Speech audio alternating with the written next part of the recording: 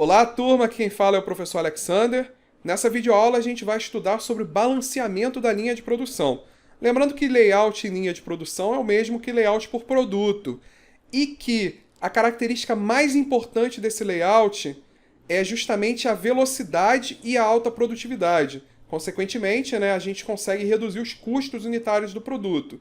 Só que para alcançar essa alta produtividade, a gente precisa se preocupar com a eficiência desse uso desses recursos, que fazem parte do roteiro de fabricação desse produto. Para alcançar essa condição de eficiência, a gente utiliza um modelo, um método, que é chamado de balanceamento da linha de produção. Tá bom? Então o objetivo dessa aula é justamente a gente estudar como funciona esse balanceamento da linha de produção e como aplicá-lo na prática para alcançar essa condição de máxima eficiência. Vamos então para o vídeo. Bem, para alcançar o balanceamento, é preciso, em primeiro lugar, determinar o que a gente chama de tempo de ciclo. O que é o tempo de ciclo? É o tempo que uma linha de produção demora a montar uma peça, ou seja, é o tempo máximo permitido para cada estação de trabalho antes que a tarefa seja passada para a estação seguinte. Então vamos lá, a gente tem um layout por produto, a gente tem lá os postos de trabalho, os diferentes postos de trabalho. Cada posto de trabalho tem uma duração, a sua atividade tem um tempo de duração, tá bom? Bem, a gente imagina que a gente queira então produzir 30 produtos por hora. A gente quer produzir 30 produtos por hora. Bem, se a gente então quer produzir 30 produtos por hora, então se a gente fizer uma hora tem 60 minutos, dividido por 30, a gente vai ter 2 minutos por produto. Significa que para produzir esses 30 produtos em uma hora, a gente tem que levar no máximo 2 minutos para a fabricação de cada produto. E esse 2 minutos é justamente o que a gente chama de tempo de ciclo. Algumas vezes também chamado de takt time, tá? Dependendo do autor, tem autor que chama de tempo de ciclo, tem autor que vai chamar de takt time. É a mesma coisa. É justamente esse tempo que a gente tem para que esse produto seja fabricado, justamente para alcançar essa capacidade produtiva que a gente quer, que a gente deseja. Então, o que significa? Se a gente tem 2 minutos para fabricar esse produto, então a duração de cada posto de trabalho não pode exceder 2 minutos. Porque se tiver algum posto de trabalho que excede 2 minutos, ele vai ser o nosso gargalo e a capacidade vai ser justamente a capacidade dele. Então, por exemplo, se o nosso recurso mais lento dura 3 minutos, então a gente só vai conseguir fabricar 20 produtos em uma hora, não os 30. Então o nosso recurso mais lento, ele tem que ser no máximo de 2 minutos, No máximo igual ao tempo de ciclo. É lógico que naturalmente a gente vai querer sempre que seja menor. Só que também não pode ser muito menor. Por quê? Porque se for muito menor, esse tempo, essa diferença, se torna uma ociosidade. Então imagina, por exemplo, que um certo posto de trabalho, ele dure 1 minuto e meio para realizar a tarefa dele. Esses 30 segundos, ele vai ficar parado. Então ele vai trabalhar por 1 minuto e meio, vai ficar 30 segundos parado, vai trabalhar por 1 minuto e meio, vai ficar 30 segundos parado. Ou seja, essa ociosidade vai justamente reduzir a nossa eficiência, que é justamente um tempo que a gente está gastando com um operador em máquina que não está sendo revertido em ganho. Consequentemente, está reduzindo a produtividade. Então, logicamente, o nosso objetivo com o balanceamento vai ser tornar as durações dos postos de trabalho a mais próxima possível do tempo de ciclo. O ideal é que todas fossem igual ao tempo de ciclo, aí a gente teria eficiência de 100%. Quanto mais próxima a gente tiver, mais próxima a gente vai estar de 100% de eficiência, reduzindo a ociosidade e aumentando a produtividade. Tá bom? O tempo de ciclo é justamente essa frequência com que as peças vão sair da linha, Esse produto vai sair da linha. O intervalo de tempo entre 2 peças consecutivas. Então a gente produz, nesse exemplo, produtos, de 2 em 2 minutos. Então a gente termina de produzir um produto em 2 minutos, depois termina o outro em 2, termina o outro em 2, termina o outro em 2. Então de 2 em 2 minutos sai um produto novo dessa linha de produção. Matematicamente, o tempo de ciclo mínimo será igual ao tempo necessário para a execução da tarefa individual mais demorada, e o tempo de ciclo máximo vai ser a soma de todas as tarefas. Então a gente tem o tempo de ciclo mínimo, que é o tempo de ciclo, que é o takt time. Essa que é a definição que o pessoal mais usa como tempo de ciclo, é o tempo de ciclo mínimo, que corresponde à tarefa mais demorada. E o tempo de ciclo máximo, geralmente o pessoal chama de... seria a duração da nossa produção, que é a soma de todas as operações para a realização de um produto, tá? Então aqui no caso a gente tem como exemplo uma linha de produção. A gente tem aqui a nossa esteira móvel, aquela nossa linha motorizada, né? A esteira motorizada, linha de produção móvel, né? Aqui é um layout por produto, como a gente pode ver. Existem aqui, 5 operadores representando, né, as 5 operações que vão ser realizadas sobre esses itens que estão fluindo na esteira. E aqui a gente tem as durações de cada uma das operações. Repara que esse primeiro operador ele é bem rápido, ali 10 segundos ele já realiza a sua operação. Enquanto a gente tem uma terceira operação aqui que é a mais lenta, que dura 50 segundos. Significa que essa esteira ela vai ter que ser, né, no mínimo de 50 segundos. Ela não pode ser mais rápido que 50 segundos, senão essa terceira operação não vai conseguir ser realizada. Então, considerando, por exemplo, que essa esteira ela se movimente, né, de forma que cada operador tenha até 50 segundos para realizar a tarefa, que é o nosso tempo de ciclo. Se a gente tem um tempo de ciclo de 50 segundos, a gente é capaz de produzir quantos? Por hora, por exemplo. Então, se a gente pegar aqui, uma hora tem 60 minutos, vezes 60 segundos, vezes 60 segundos, dividido por 50 segundos, a gente é capaz aqui nessa linha de produzir 72 produtos por hora. Então, se a gente é capaz de produzir 72 produtos por hora, para isso, né, o tempo de ciclo vai ter que ser de 50 segundos, que no caso a gente adotou como sendo o tempo justamente da operação mais lenta, que é a terceira operação. Se o tempo de ciclo é de 50 segundos, então no caso o primeiro operador vai ficar 40 segundos ocioso. Então ele vai ficar 40 segundos ocioso. É muito tempo, é uma eficiência de 20%. 80% do tempo ele está sem fazer nada. Qual seria a sugestão nesse caso? Já adiantando o que a gente vai ver ali na sequência. A gente poderia, sem nenhum problema, né, agrupar, por exemplo, essa primeira operação com a segunda operação. Colocar um operador só para fazer isso. E aí ele teria aproximadamente 32 segundos para realizar essas duas operações. E aí a gente agrupou essas duas operações em um único posto de trabalho, que no caso tem um único operador. Da mesma forma, a gente poderia agrupar essas duas aqui, que seria uma operação só de 45 segundos. Não é menor do que 50 segundos? É menor do que o tempo de ciclo, então eu posso agrupar. Então a gente passaria a ter uma eficiência maior, porque teria uma operação com 32 segundos e uma operação com 45 segundos. Está mais próximo do tempo de ciclo. Consequentemente, a gente está reduzindo a ociosidade, né? Aumentando a eficiência. Então aqui, observa nesse exemplo que a tarefa mais longa é de 50 segundos. Então o máximo, né, de peças que poderá ser produzidas vai ser a cada 50 segundos. Nesse caso, deve haver uma estação de trabalho exclusiva para realizar essa tarefa. A gente não vai poder pegar essa tarefa e agrupar com outras atividades, porque ela é mais lenta, né? E o tempo de duração total, né? O tempo de duração total seria a soma deles, né? Seria somar o 10 mais 22 mais 50 mais 30 mais 15, que é igual a 127 segundos ou 2,12 minutos. Esse seria o caso em que existisse apenas uma estação de trabalho. Então, se só tivesse uma estação de trabalho com um operador, ele levaria, né, fazendo todas as 5 operações, ele levaria 2,12 minutos. Seria o tempo máximo. Se tivesse um operador só, que seria o pior caso, né? Esse seria o maior tempo possível, é a duração, né? Se uma pessoa só estiver fazendo, é a própria duração da produção de um item.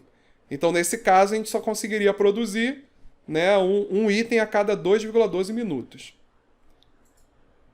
Bem, aqui é aquele exemplo que eu falei com vocês, considerando que a gente agrupasse a operação I2 e a 4 e 5.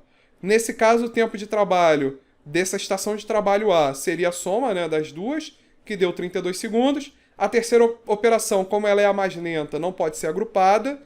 E a operação 4 e 5 a gente agrupou no posto de trabalho C, somado deu 45 segundos. Tempo total disponível são os 50 segundos do gargalo. Aqui a gente tem um tempo ocioso de 18 segundos, que seria, né, os 50 menos 32, e de 5 segundos, no caso desse posto de trabalho C. E aí, aqui, né, estão essas contas, né, só a explicação. A gente pode calcular também a eficiência de cada posto de trabalho. Bastaria a gente pegar o tempo que é dedicado naquele posto de trabalho. Por exemplo, posto de trabalho A é 32 segundos, que é o tempo de trabalho. Tá vendo? O tempo de trabalho, 32 segundos, divide pelo tempo total, né, que é o tempo disponível, que vai dar 0,64, multiplicando por 100, 64%. Que é um valor, né, muito baixo de eficiência nesse caso, mas é uma eficiência que a gente conseguiu alcançar com esse posto de trabalho, né?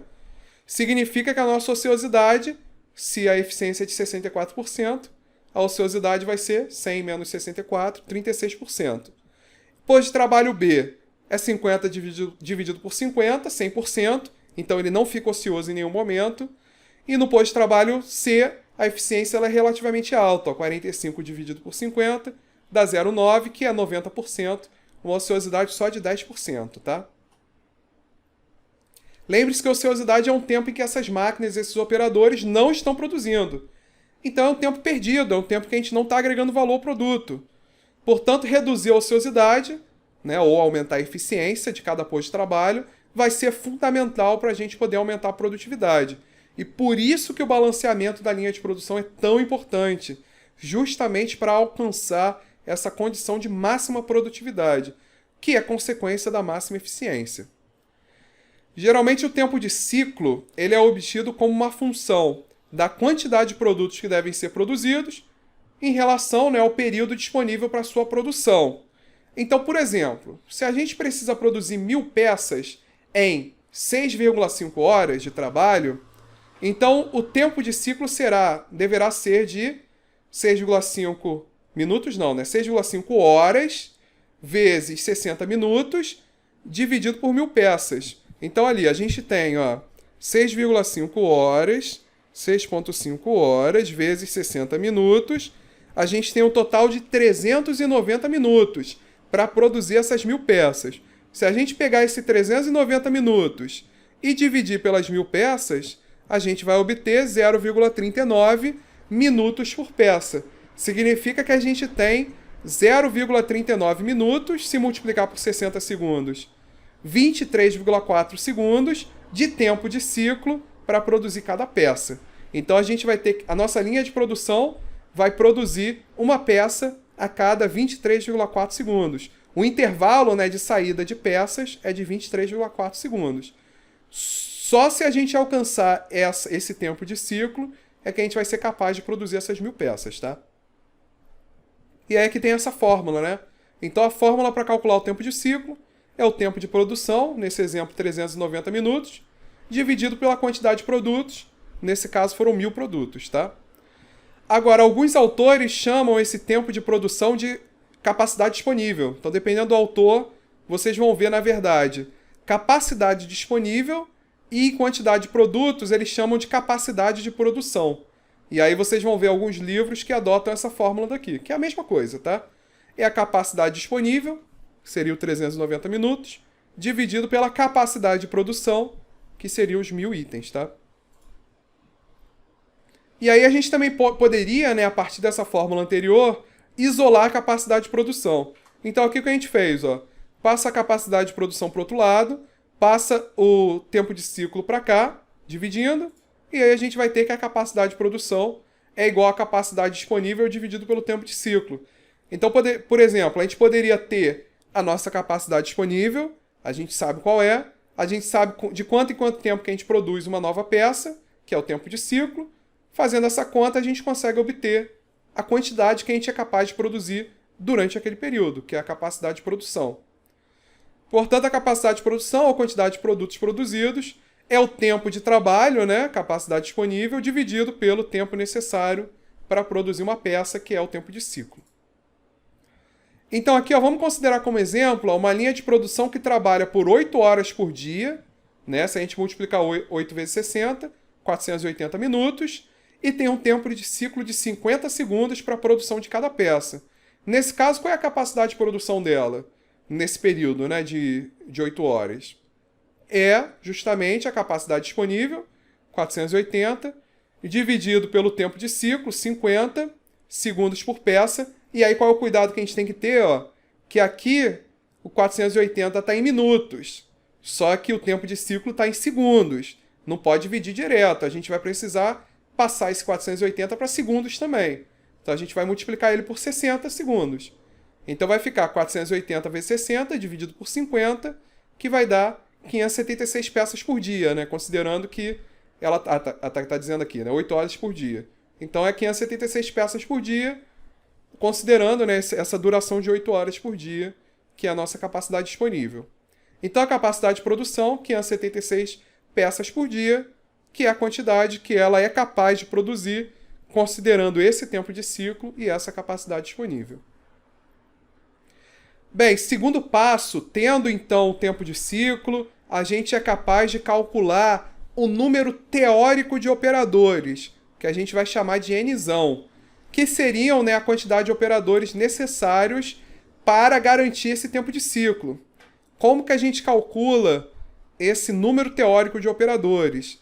A gente pega o tempo total para produzir um produto, tempo total para produzir um produto é a soma daqueles tempos, que nem o 2,12 minutos, né, que a gente calculou lá atrás, não é isso?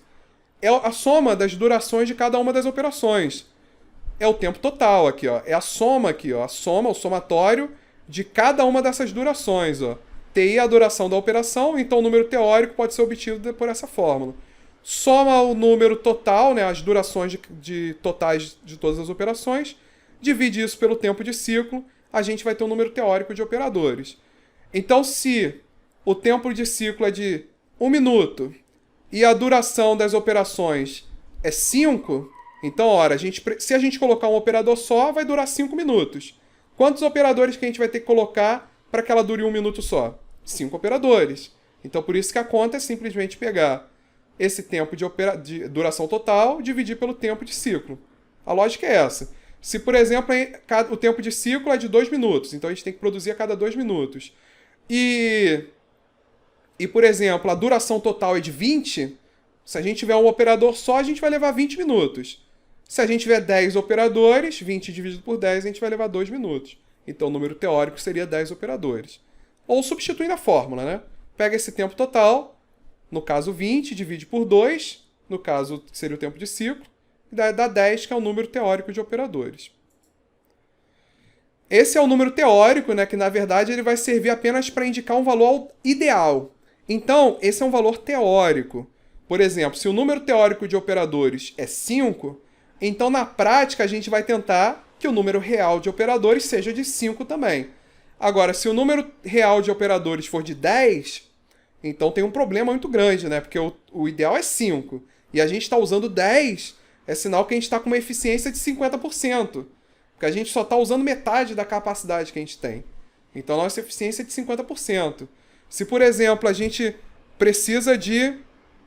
Então vamos lá, imagina que a gente precisa de 5, né? Teoricamente. A gente tem 8, ali ó, 5 dividido por 8, vai dar uma eficiência de 62,5%.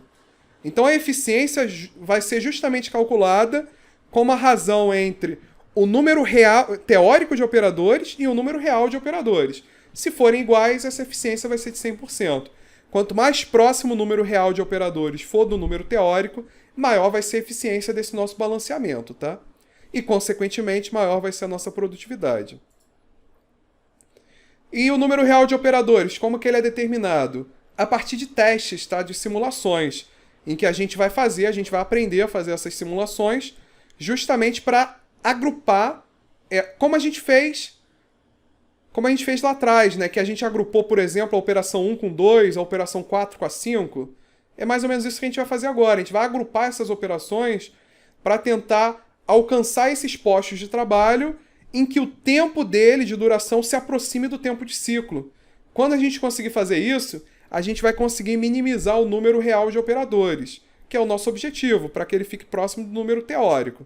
Para isso, né, a gente vai considerar que o tempo, né, de duração, né, de cada operador em cada posto de trabalho seja no máximo, né, maior ou igual ao tempo de ciclo, né, como eu acabei de falar.